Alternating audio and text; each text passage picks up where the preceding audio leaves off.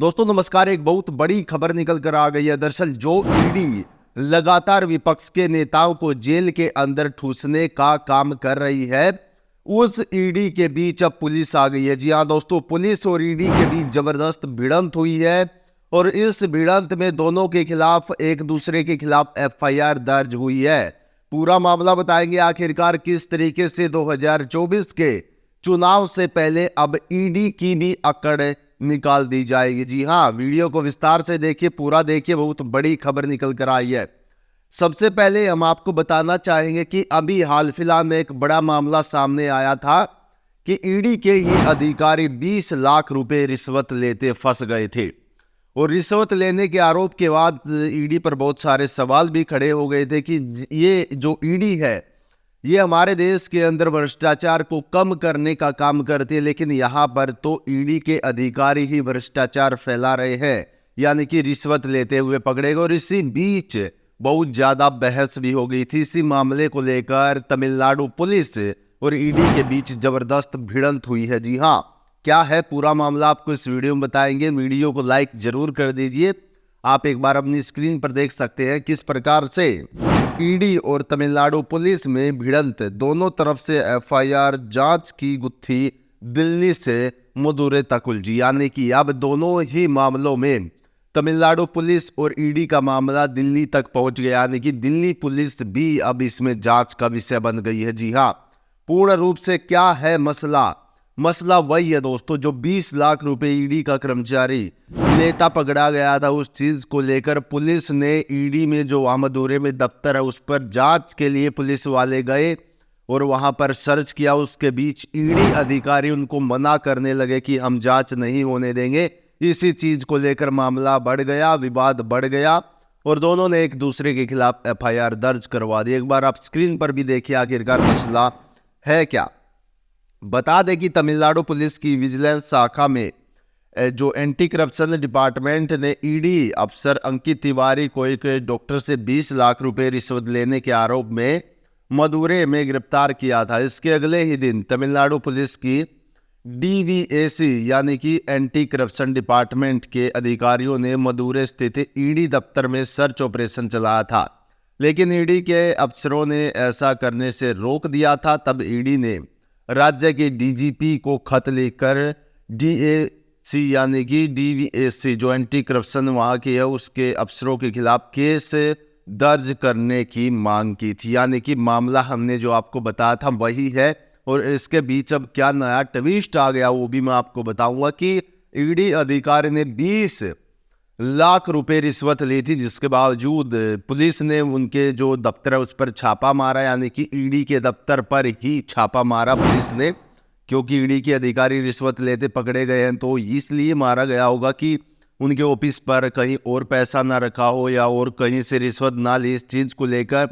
और लगातार ईडी फंसती भी जा रही थी क्योंकि अंकित तिवारी के बाद बहुत सारे सवाल खड़े हो रहे थे और इसी चीज को लेकर ईडी अधिकारी पुलिस का वहां पर विरोध करने लगे कि हम अपने ऑफिस पर सर्च ऑपरेशन नहीं करने देंगे। जी हाँ, और इस चीज को लेकर दोनों में काफी अनबन भी हो गई।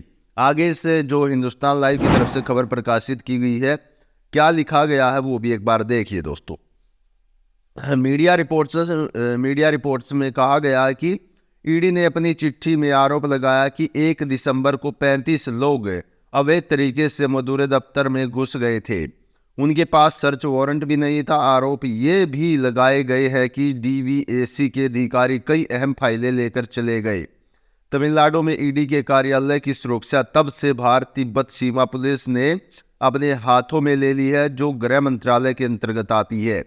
दिल्ली में सूत्र इस बात की पुष्टि नहीं कर सके कि ईडी द्वारा मांगी गई एफआईआर अभी तक दर्ज की गई है या नहीं। यानी कि ईडी हर सबके साथ यही होता दोस्तों, जब खुद पर बात आती है तब उनको एहसास होता आखिरकार ये क्या हुआ है। जब ईडी लगातार विपक्ष के नेताओं को अंदर ठूस रही थी, अंदर पकड़ के बिना उनको कुछ दिखाए, बिना वजह बताए अंदर ठूस रही थी, तब कुछ नहीं। लेकिन जब पुलिस बिना किसी वारंट के, उनके सर्च वारंट के उनके वहां पर सर्च ऑपरेशन कर देती है, तब ईडी को दिक्कत हो जाती है कि बिना सर्च वारंट के वो हमारे दफ्तर पर क्यों आए और किस तरीके से वो सर्च ऑपरेशन कर सकते हैं। यही रूल ईडी पर भी लागू होता, लेकिन शायद उनको नहीं पता था, पता लग गया होगा। खुद पर जब आंच आती है तो तभी पता चलता है दोस्तों।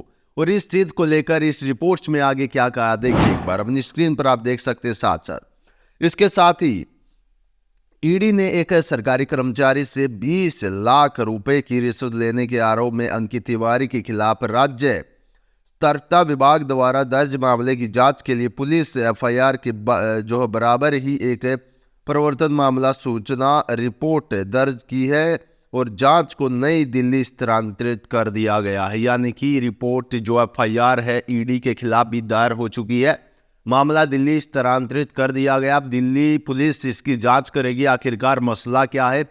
और ये तो कंफर्म हो गया कि ईडी के एक अधिकारी अंकित तिवारी ने 20 लाख रिश्वत ली थी, लेकिन अब ये जानना जरूरी है कि इसके बीच किस किस के नाम और आए होंगे और किस तरीके से और भी ईडी कर्मचारी इसमें फंस सकते हैं। जिस तरीके से एंटी करप्शन टीम ने एक्शन लिया है, अगर इसी प्रकार से ईडी पर एक्शन हुआ तो शायद ईडी जो पीएमएलए के तहत उनकी सीमाएं आती है, लगातार उनको लांघती हुई नजर आती है विपक्ष के नेताओं के खिलाफ, तो शायद उनको याद आ जाए कि वो उनकी सीमाएं कहां तक है। तो ये एक बड़ी खबर निकल कर आ रही थी दोस्तों, ईडी और पुलिस के बीच भिड़न, दोनों खिलाफ एफआईआर। अब इसके ऊपर क्या इसका निर्णय निकलता है, ये बहुत बड़ी बात होगी, क्योंकि दिल्ली पुलिस के पास केस आ पहुंचा है, यहीं से सारी जांच की जाएगी। क्या ईडी के और भी अधिकारी इसमें हो सकते हैं? अगर ऐसा होता है तो हमारे लोकतंत्र को बहुत ही बड़ा झटका लग सकता है, क्योंकि जो सरकारी संस्थाएं भ्रष्टाचार मुक्त भारत बनाने की कोशिश के लिए जुटाई गई हैं, बनाई गई हैं, वो ही भ्रष्टाचार फैलाएंगी तो कैसे काम चलेगा। और 2024 को लेकर खासकर ईडी पर लगाम लगनी चाहिए, क्योंकि लगातार विपक्षी नेताओं को भी टारगेट किया जा रहा है। आप किसके बारे में राय क्या, कमेंट बॉक्स में हमें जरूर बताइएगा। और एक चीज खास हम आपसे और कहना चाहेंगे कि हमारे जितने भी व्यूअर्स हैं हमारे चैनल के साथ जुड़े, चैनल को सब्सक्राइब कर दें और आने वाली हर अपडेट के लिए नीचे सब्सक्राइब के साथ बेल आइकन बटन को भी दबा लें दोस्तों। आपके लिए हर वीडियो हम अपने चैनल के माध्यम से लेकर आते रहेंगे। आज की वीडियो में इतना ही, सभी को नमस्कार।